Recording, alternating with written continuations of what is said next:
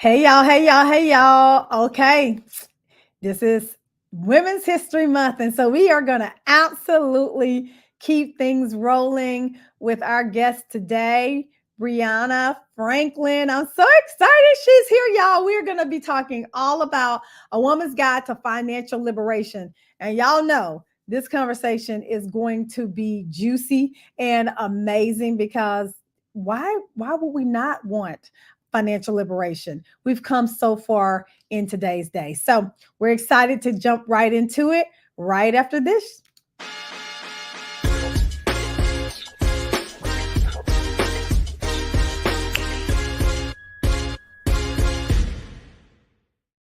Briana Franklin. Hello. Welcome to the Dr. Kiki Ramsey Show. Oh my gosh. First of all, that little intro clip just told me I need to step my game up for undefeated. Like we have no Hey, such thing. I'm here for the creative innovation. I love it. Thank you for having me. you are welcome. We a little fancy over here. We be trying. Succeeding. Well, I am so excited that you're on the show. We are, in I'm about to say Black History Month. We still Black History It's Month. I mean, always Black it's like History Month. always Black History Month. Definitely. And Women's History Month this month. And we've been talking all about it. I was on your show, and we're Yeah. going to talk about a little bit about that. And just really like this whole notion of, financial liberation for women, because honey, Mm.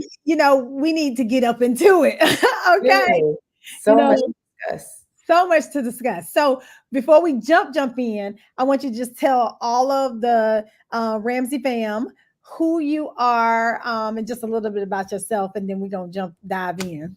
All right, let's do it. Hey, everybody. So great to be here. Dr. Kiki has been a dear friend and mentor and soul sister. Shout out to Auntie Iris, Drayton Spin, Woo-hoo! who connected us months and months ago.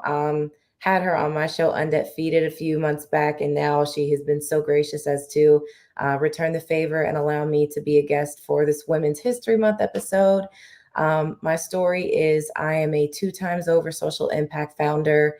And that started in 2020 when I answered the call to get going on creating a solution for addressing both financial inequity, but also student loan debt, and how it tends to have our community in a chokehold the strongest. So that's the Prosperity Project. We'll be turning 4 this June.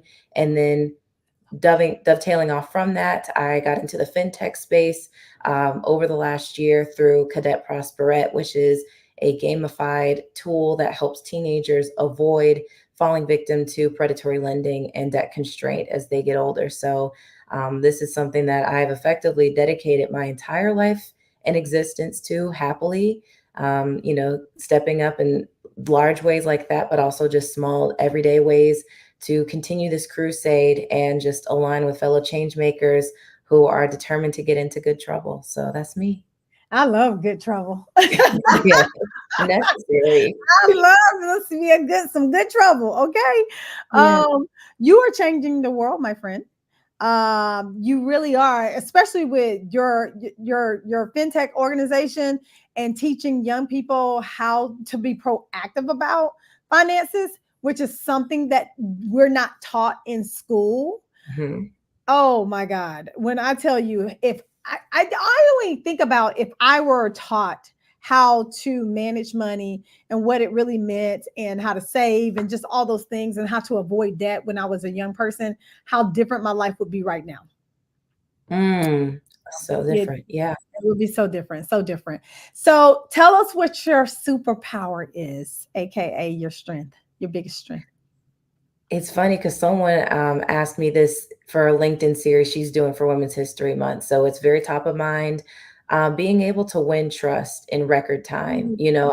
I think it is the babyface charm, which, I really resisted and resented for a while. But then I thought about it a few days ago. I'm like, that could be why it's so easy for people that I meet to go Mhm. from strangers to willing to, do favors for the organization or even Mhm. like personal, just kind of like, here's a hand up as you try to climb on this journey. just, I guess I have a very disarming quality about me that makes it easy to network effectively. And yeah, just basically make people feel like they can let their guard down with me. And whether that's being vulnerable on an interpersonal level or, offering perks like, helping me get into rooms and spaces or underwriting costs, for things as I navigate this whirlwind of travels. And I just feel incredibly blessed and excited to have that superpower that I use for good. Girl, you better use that baby face for all you can to get in whatever rooms. We use what we need and what we have available, and everybody ain't got that. So That's real. That's real. everybody ain't got it. And that's what I love to say about strengths, right? We always think, oh, anybody can do this, but no, they can't, right? Not everybody can do and use our strengths in the way we do it. So I say kudos to you for being able to use your strength to be able to open up doors for yourself because you are opening up doors for others as well as you do the work that you're doing. So pretty cool. I love it. So talk to me about the prosperity project, and I really want to hear your story. Like, why did you start that? Because I think it's so key to what we're talking about today. Yes. I mean, this really was just me finally, I would say, bringing us a very grueling journey full circle and turning my pain into purpose. So, to wind the clock back, I came out of school now almost 7 years ago in June 2017. Graduated from Dartmouth, which is an Ivy League college, which is therefore, among the priciest institutions in the country.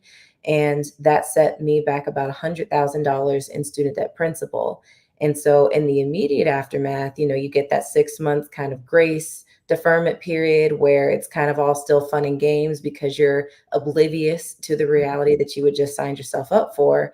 And Mhm. so I was basically, it was like a deferred impact, right? Like a lingering effect in terms of me taking out the debt and applying for the loans through undergrad versus when I actually had to confront them and be responsible for them.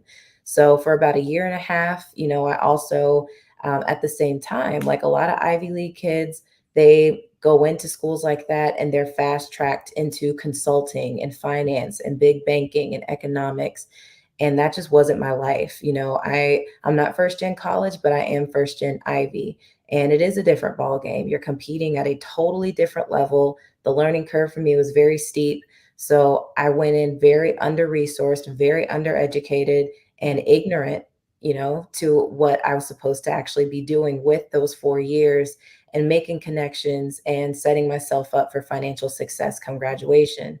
So, over the, let's say, about 2.5 years, right? I just kind of white knuckled it and realizing, okay, well, I got these bills to pay now, and I don't have a cushy, lucrative job with a six-figure salary attached to it. So I just had to go out and make something shake. So I ended up doing some temp jobs, some contracts. It was almost in retrospect like an informal rotational program that I didn't even realize I was in until after.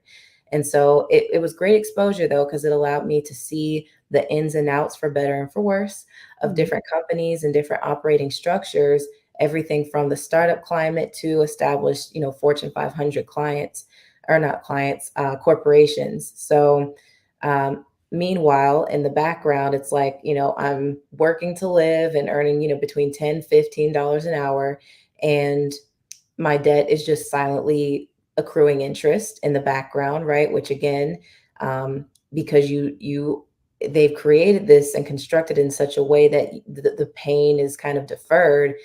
I wasn't really aware of what was happening. I just remember I kept saying, "Oh, okay, let me push it out, keep kicking the can another 3 months with Sally Mae."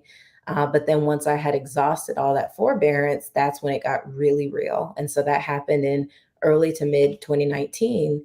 And then I went from not having to worry about a monthly student loan payment to owing them $750 a month. And Mhm. that was just Sally Mae. So, like, we're not even talking about the federal loans, and we're not talking about day to day living expenses. So, again, earning 10 to 15 an hour with sporadic income, sporadic employment. I mean, I was like, to say I was in the hole is putting it so simply and generously. And so that summer, things really caught up with me when I had just kind of resigned to the fact that it was beyond what I could afford and they didn't want to work with me. I've been begging and pleading and trying to pull whatever strings I could to get them to reduce the payment. And, just the politics and bureaucracy, it's just awful. So they wouldn't cut me a deal. And I was like, well, I don't know what to tell y'all. So then I just stopped paying. And Mm. then that's when everything hit the fan. My credit dropped about 150 points overnight. And I remember waking up to an email from my dad, who co-signed on several of my private loans. And he had been warning me, in the months leading up to that. He's like, now, whatever happens, you cannot let your loans go unpaid because that will have impacts on my credit as your co-signer. And at 24, I just could not appreciate that. Like, I heard him, or rather I was listening, but I was not hearing him. And so it put us at odds. We were estranged for just a little bit. We ultimately worked through it and got back on good terms, but it was just a wake up call where I was like, this cannot continue another day. And so that's when I just like chucked all pride out the window, having that pristine Ivy degree, whatever. I was like, it doesn't matter anymore because now I need money. So I went and applied and got jobs at Athleta, folding clothes and stocking shelves and working retail. And then also Orange Theory Fitness, working front desk sales. Right. And it was like a very humbling, but necessary, next step towards reclaiming my financial control over my life. And then that's when I implemented the debt snowball, and then just progressively, work through those $100 debts to, okay, now we got the $1,500, knocked out the credit cards, and then just really started to clean up the mess. So that led me in, through the start of COVID. And then once everything shut down, it was like back to square one all over again, fresh out of employment once again. But with my back being against the wall, I was like, I can either just lay down or I can come out swinging. And so that's really what I did through prosperity, was just creating a systematized solution that allowed for sweeping action for this very cohort, Black women who tend to be overlooked and under-resourced.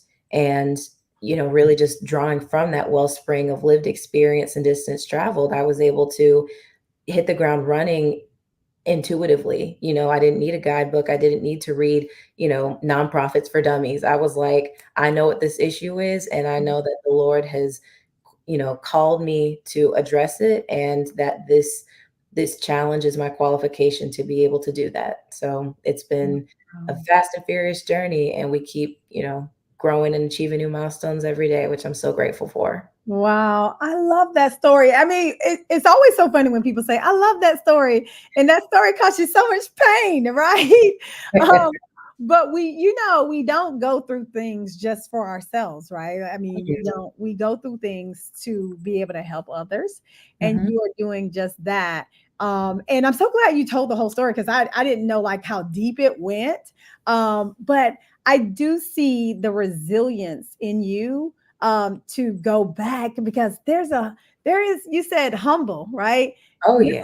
there's a humbling when you go back to something that you like, well, I should be above this. I should be above this. And that ego thing keeps us stuck. And so how long did you let your ego keep you stuck in that place? Mm. Because I think that the sooner we can get over that, the sooner Yeah. we can get going. Oh my God, I love that you're asking me this because that really, pushed things out a bit. So I first got the inkling that I would need to go the retail route in early 2019 because after the contract period, the rotational program, right, that ran its course around October 2018. And then I ended up actually relocating to China because I majored in English, and everyone just, that was their prescription for me. It was like, okay, well, since you haven't found a job yet, then why don't you just go teach English overseas? And I thought, why not? Like I have nothing better to do, so I really may as well. That fell through because the program ended up being a sham. So then I came right on back to the US about a month later. It was supposed to be a year minimum. And so then really coming into the new year of 2019, I was like, I made my first splash in entrepreneurship with the English Major Takes Tech, which is basically like a consultancy where I was helping write and do communications guidance for small to mid-sized tech companies, just helping them polish, right, like their website language or documents, what have you.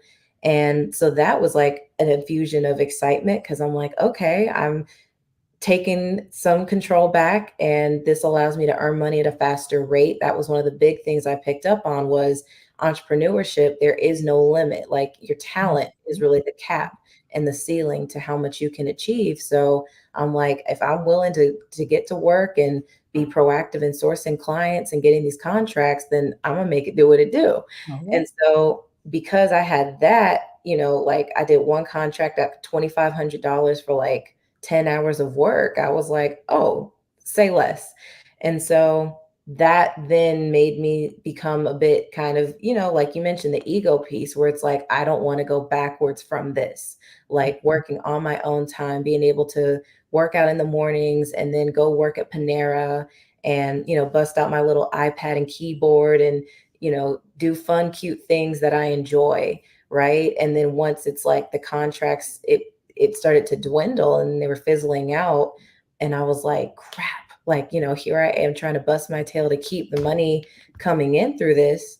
And it wasn't happening. And then it was like, I still had that mouth to feed, so to speak, of satisfying my debt. So I first tinkered with Orange Theory in March of that year and I applied and gotten hired and everything. And they were like, all right, well, just stop on in when you can so we can get you added to payroll. And then I chickened out. And mm. I totally just my pride wouldn't let me go through with it at that point because I was just like, no, like this is like I just don't I This is not it. This ain't the way. No, Lord, no. right. I was like, I couldn't get past that hump. I was like trying so hard to put it off and be like, if I just, you know, go to these events or if I'm just that much more aggressive and busting my tail to get more contracts lined up, like I can do this, it's about resilience, it's about staying the course and not giving up. And that's what I got twisted is I thought that by going forward, right, like the minimum wage route that I was quote unquote taking the easy way out or giving up. But Mm, really that was really what the Lord was calling me to do at that point yeah. was to roll up my sleeves, swallow my pride, and just start making money because I was kind of living in la la land a little bit. So once I had, really poked the hornet's nest by my dad's credit taking a hit and it challenged our relationship, that's when like pretty much nothing else mattered to me. I was like, yep, this is not going to feel great. The fact that I did have people I went to high school and middle school with, that I ran into. And I was just like mortified some days. Like, I Mm, cannot believe after all the time and money that I spent trying to get this credential for a different path, that it still ended me up right here. yeah. So, I mean, it took me some months, but the short of that is, I would say through that just the friction factors I call it was when I was able to finally just bring my ego down a peg and focus on what really mattered. And what really mattered was you got some place where you can make some consistent money, no Yeah. matter how it was. Hmm. And it's so funny because your story is so similar to mine. And I've been on this entrepreneurial journey for a very, very long time, and a lot of people don't understand this thing is not for the faint at heart No. at all. And I've been fortunate enough to have a husband to help to help with the burden of our finances. However, we are still a two finance house. Like Mhm. we're a two income household. And I remember one time I made just a series of financial purchases that were not good for my family. Right. And it put us in a very, very bad position. And I felt like crap. Like I felt like I was letting my family down. And it was so very, very hard. And up until that point, I really did not want to go back and get a job because I was a full-time coach. And I'm like, Yeah. I've gotten all this schooling. There's no way I shouldn't be able to do this on my own. But once that happened and I realized, like you said, the friction that it was causing within my family, I went and got a job. I look, the most beautiful thing happened was I was able to get a job as a coach with a company company that had clients that I could service of theirs. Mhm. And I think there's a big lesson when we get to a place where we put our ego to the side and we go in to these situations and these different jobs, because even for me, that job gave me so much. Number one, it gave me stability. Okay. Stability is, what I'm saying, it gave me stability. But number two, it allowed me to learn so much about the coaching world, which I now have my own, coaching company as well. And I learned so much from that just that example in my life. And so it sounds like you did too. What are some other financial challenges that you see us as women facing Mhm. in our lives? Because student debt is one of them, but it ain't the only one. But It's it can not it one. can get us there though. Oh man, like this, I feel like this is like red table talk. Like this needs to be a full-on TEDx, like multi-hour format because there are so many things. But I know we gotta, I gotta respect the time limit, so I'll do my best to keep it succinct. I would say, student debt, of course, but also taxes. Like owing Uncle Sam. This is something that I have finally found the courage to start speaking out about because this Mm, was something that I kept almost brushing up against. And then last year, basically, in being so gung ho about trying to wipe out my student loans and just take literally every dollar, as Dave Ramsey says, mm, and put it towards debt, I basically traded one debt for another wow. because I failed to withhold enough for taxes. So Mm, then I had to, work with the IRS, do a whole payment plan. And just I'm seeing that so many other people, like as we see more folks in the creator economy and who are 1099s and they have to self-govern, but they don't have the training or yeah. experience to do it correctly. And it's and like that just comes with, I think, even more shame because with student debt, it's like, okay, well, people tend to not hold it against you as much because it's like, well, it was virtuously accrued. It was Yeah. because you were trying to further your education and hey, don't we all have it or something like that. But when it comes to the IRS, it's like that tends to be, just considered a black mark on your citizenship. Like Mhm. how responsible of you and How dare you? yeah, right. Like trying to dodge conscription almost. Like, yeah. Right. People We out say here just trying to live, Uncle Sam. We just trying to live. thank you. I'm like, I don't think it's usually where people are just like inherently belligerent. You do see some Terrence Howard's, which I actually, the more I read his story, I'm like, salute, because his stance is people who are descendants of chattel slavery should not be required. And I'm like, that may be controversial, but I'm like, keep preaching. So, but any case, I think that there's just a lot of that going on, within the community of just getting overzealous and putting our dollars in places and not having all our bases covered with taking care of business Yeah. and fulfilling that obligation. But I think also too how it is jacking up relationships. So I already touched on that in the father-daughter sense, with my dad, but also, in my long-term relationship, which I'm no longer in. And part of what did it in was debt constraint on my part. And Mhm. I was so codependent on Mhm. my partner. I mean, God bless him. Like he absolutely stepped up to the plate in ways that just were so far beyond, the role that like a boyfriend should play. Because people were pointing out, they're like, he's kind of like holding it down like a husband, and y'all aren't even married. And I Mhm. felt terrible. Like, I mean, it was really such a consistent drain and it just sucked the life clean out of the relationship. Mhm. But I think there's a lot of other Black women who are dealing with that. And, again, because of shame or embarrassment, they were really afraid to talk about it and give voice to it.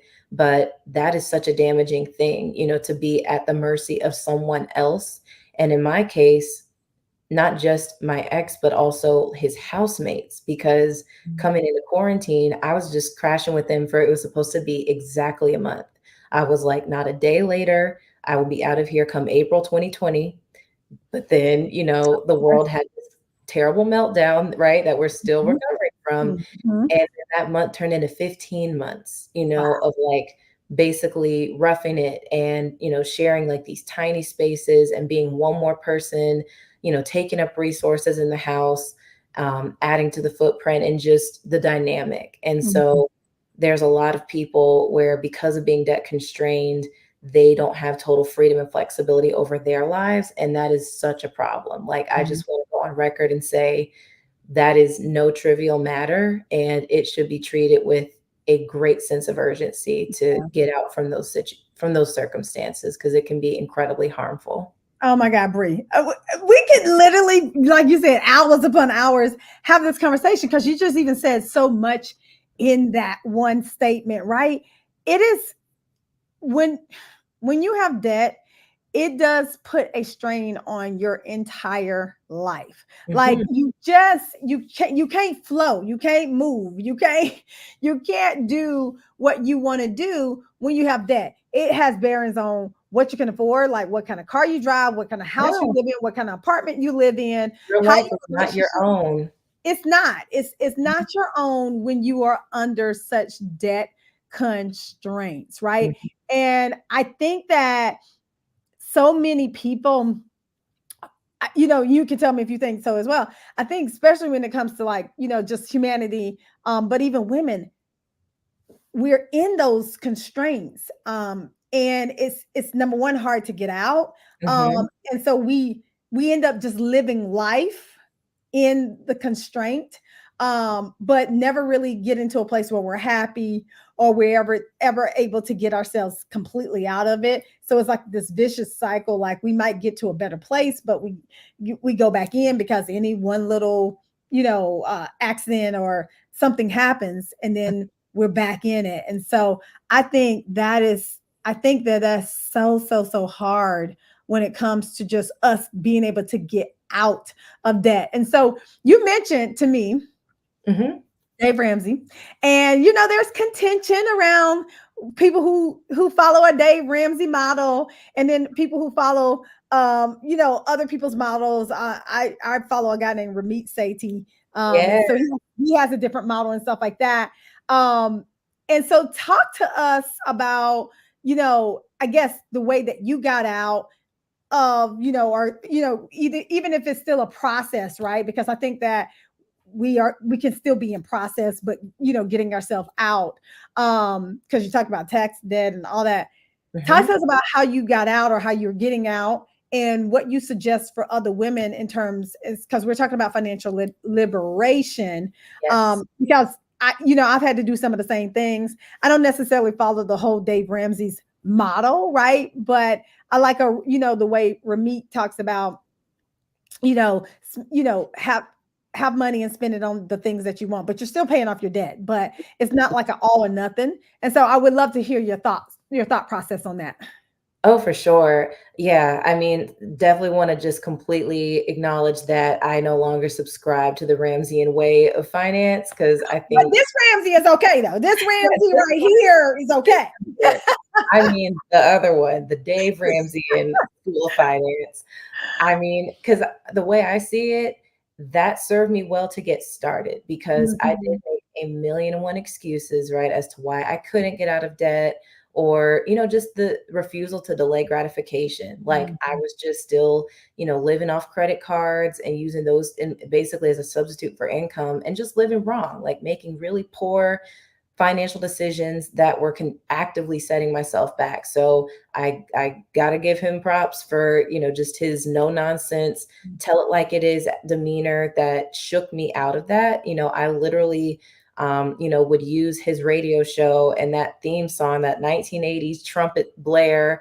That would be my wake up music to get up and get it cracking, to head to Orange Theory at 4, sometimes 3:30 in the Mhm. morning to open, where I would work for 8 hours a day and then have between 10 and 30 minutes, of lunch break between my shift there and at Athleta, where I would drive up the street to Buckhead, which is like, a nice area Mhm. of Atlanta.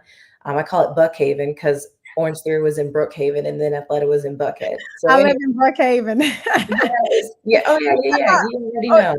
yeah, so like off North Druid Hills, that Yes, whole that's area. exactly right. That's where I live at. There you go. So it was all happening right in your neighborhood. And I was driving there, and then I worked for another 8 hours from 2 until close, so 10, sometimes 11:30, go back to sleep for all of 5 hours and do it all over again. And that lasted me for 3 months. And I think if I hadn't had someone who was very tough as nails, like just in my ear with that influence, I would not have seen it through and I would have quit early, or I would have just continued to kick the can and wait until things got somehow even more catastrophic.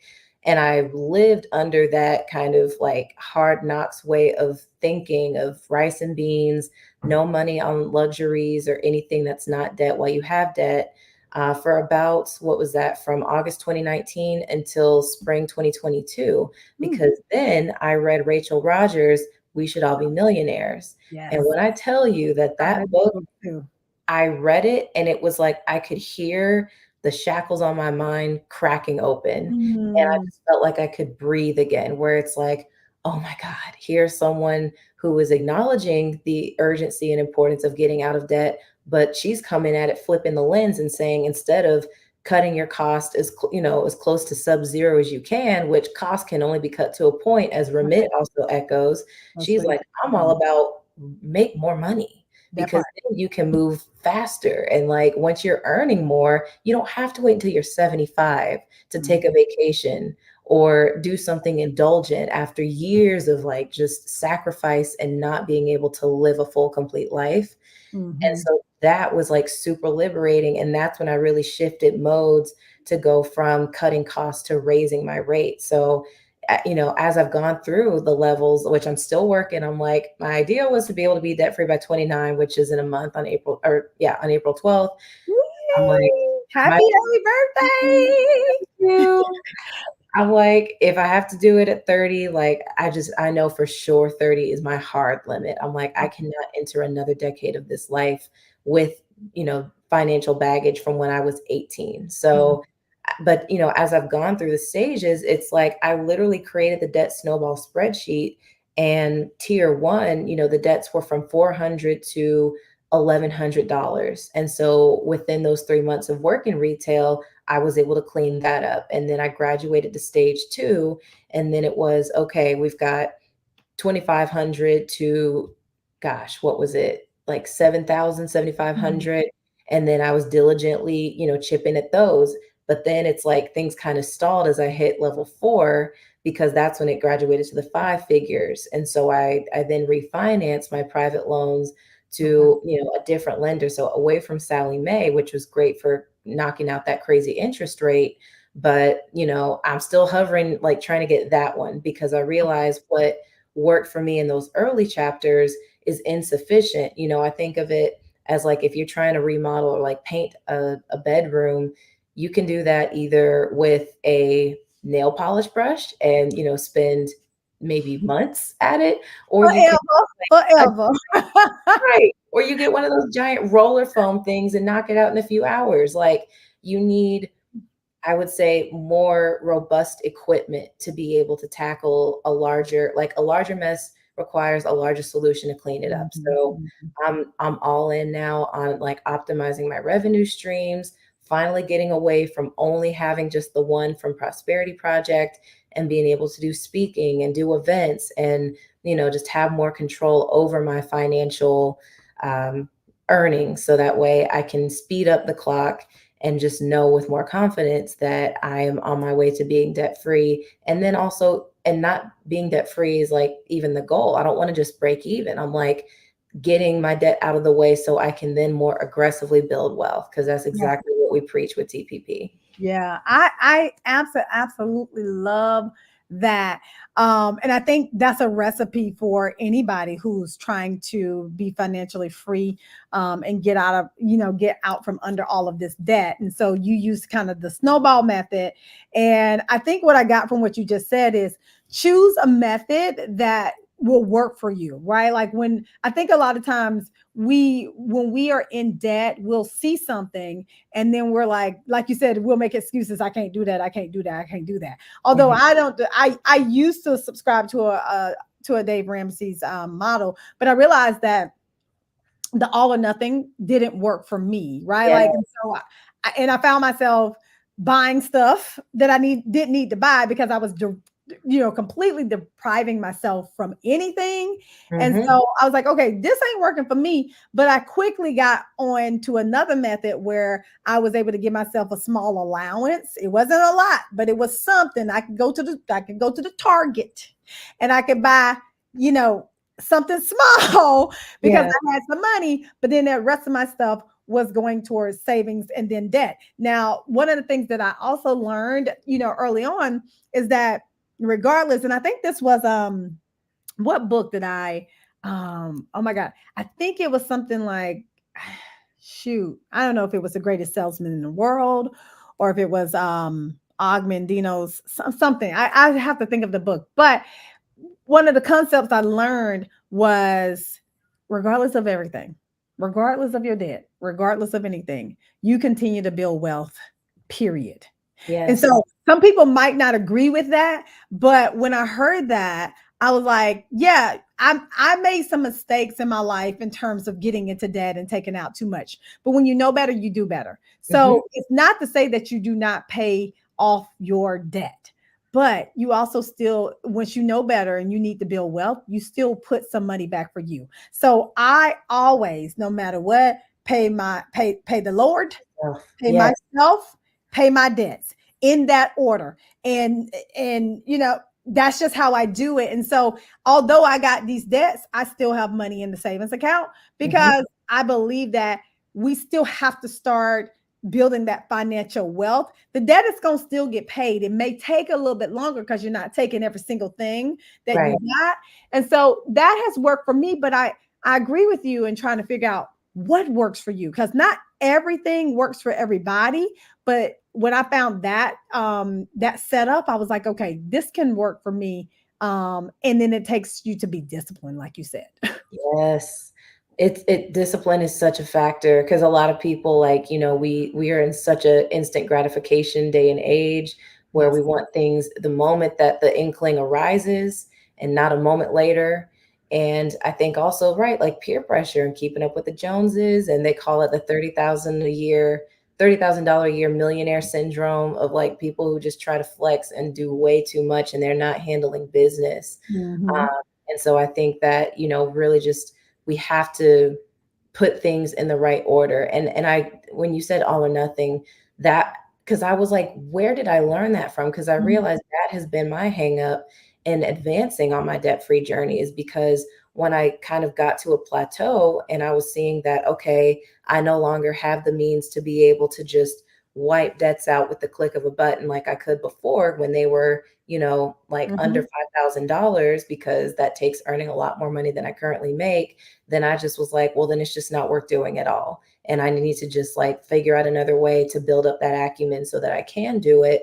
But that was causing me, to once again go late and get so far behind that I actually ended up, getting a demand to refinance letter from the refinance folks because I need to refinance and Mm. basically get a lower monthly payment because the $1,000, it was just taking up way too much of my Mm. income. And so we were like able to work something out for 600. Um, but just as you were talking too about the hierarchy for it, I am living for that. You're the second person. I did a taping of Undefeated earlier, and the person I interviewed, this didn't make the cut for the recording, and I'm so mad. It was once we got to sidebarring after, but Mm.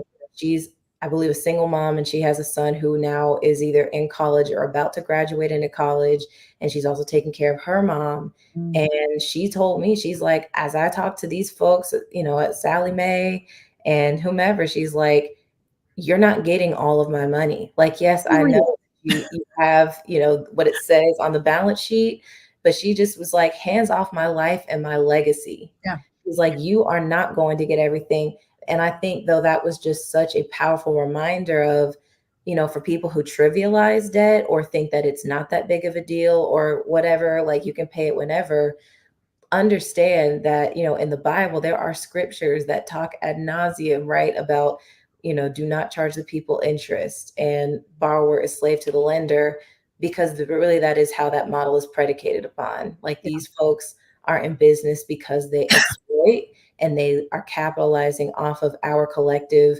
ignorance and just being systemically behind the eight ball. So I'm Yep. like, I'm stealing that from her, hands off my life and my legacy. Y'all cannot have it all. The debt will eventually get repaid, but people deserve to live full, complete lives and enjoy the full extent of their humanity at the same time. Amen. Amen. Amen. Amen. And I subscribe to that all day long. And so you'll get pushback for people who say, "Oh, well, you're not taking care of your responsibility. You took out the debt and all that kind of stuff." But they don't understand the predatory lending of this. Like these interest rates on these credit cards are 20+%. Hmm.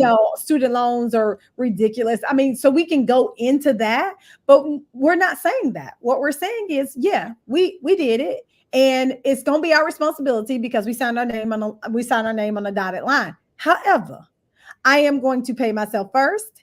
I am going to have an allowance, and then you Hmm. still going to get paid, but it might just take Yep. longer. Period. Right? Yep. Like it just may take longer. And I think if we can get to that place, and like you said, I love Rachel Rogers and her platform in terms of like raising our income, raising our value, because the value is there. And Yes. sometimes we don't know that the value is there, or we're not empowered enough to understand our worth, but the value is there. And the price is the price. Right. And so when we go out there and we speak our truth and we speak our value, and learning how to get more out of what how we serve the world, Hmm. we can then, continue to pay ourselves, pay the Lord, pay these debts off even faster. And so I love this. Okay, this conversation has been so good. So any final words you want to leave with the Dr. Kiki Ramsey family today on, financial liberation for women? Yeah. Final words. I would just say, um, community is definitely key. Like this, it's something that I think is a newer concept in terms of like talking about these very traditionally taboo topics. And Mhm. that was also by design, is because oppressive forces know that they can get more compliance when people are afraid to speak their truth. And who was it? Gosh, I really hope I don't lose my card for getting the speaker of this quote wrong, but whoever it was that said, if you don't speak out about your pain, they'll kill you and say that you enjoyed it.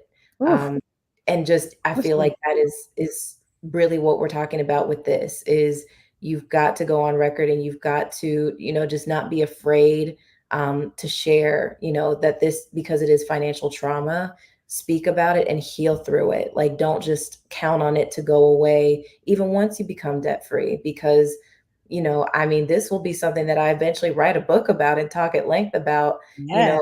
going through the codependency piece and how I'm, still somewhat resentful about the fact that debt constraint ripped away like a very meaningful, otherwise wonderful relationship from me, Mm. And so I do believe, though, that our sacrifices are not in vain. And especially, if it has the Lord's blessing, it never is a sacrifice. It's only a temporary, maybe what would that be, like a rerouting, but eventually it comes back tenfold, so you never really lose out on what blessings the Lord intends for you. So I know that's kind of like eight different I like synopses it. of one, but that's the note I want to leave off on. I love that because what's for you is for you. Hmm. What's for you is for you. I love that. So tell everybody what's going on with you and where they can get in contact with you at as Yes. So I'm up to all of the things. So still leading the Prosperity Project, which currently is running Undefeated, as I mentioned, which is a show very similar to this one that is just, talking about all things overcoming debt constraint and achieving financial success beyond imagination. Once we reintroduce our 35 to Free initiative, that will be brought back as a program helping debt constrained Black women pay off student loans and train them on finance. But then in the meantime, I am wearing the fintech hat as the founder of Cadet Prosperette. So that is something, as I mentioned, a fintech gaming simulator, helping teenagers avoid making these very mistakes that we've been discussing. And aside from that, I speak quite a bit to high schools, colleges. So definitely feel free to reach out, if these topics are things that you and your community can benefit from having another voice added to. And Thank you again to Dr. Kiki and her amazing teammate, Nicole, for just working with me to make today's episode happen.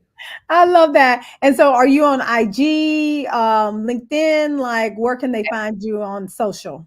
Yes, so I'm on LinkedIn. I'm Briana B. Franklin, and the Prosperity Project is spelled with an A in place of the E. I technically have an Instagram also at Briana B. Franklin, but my Daniel fast that I gave it up through has continued to last to present day. And I'm like, I'm quite enjoying this social media detox. So Good for I'm you. sure I'll be back eventually, but y'all won't see me on there for right now. But that is the handle for when I am back active. But in the meantime, yes, LinkedIn is pretty much where I live religiously. I love it. So y'all find Brianna on LinkedIn. We'll try to link her under this as well if you are watching us on like LinkedIn as well. But of course, if you are listening to us in any of our podcasting stations, go ahead and check her out. Brianna, thank you so much. This has been a wonderful, wonderful conversation. I loved having you on the show. Oh my gosh, it was genuinely my pleasure and the highlight of a very challenging day of like crossing time zones and daylight saving catching up to me. Like once we got back on track, I was like, oh, this is going to be a good one. So shout Yeah. out to you. So glad I could participate. Me too. Me too. I love it. Hey, y'all, we love y'all here at the Dr. Kiki Ramsey Show. Y'all are showing up and showing out with the numbers. We were looking at the podcasting numbers yesterday, and y'all are coming through. So continue to listen, continue to download, continue to share the Dr. Kiki Ramsey Show with all of your friends and families, whether you love them or not. Because guess what? For the ones that you don't, they probably need to hear the show. Anyway, so just go ahead and share that. We're on all podcasting channels. And if you're a woman who loves support and would love that coaching support and that community, I invite you to join us over at the Happy Women League community. Just go to kikiramsey.com and you will find all the details there. As I always say, y'all, you get to create your own happiness. So go out there and make it happen.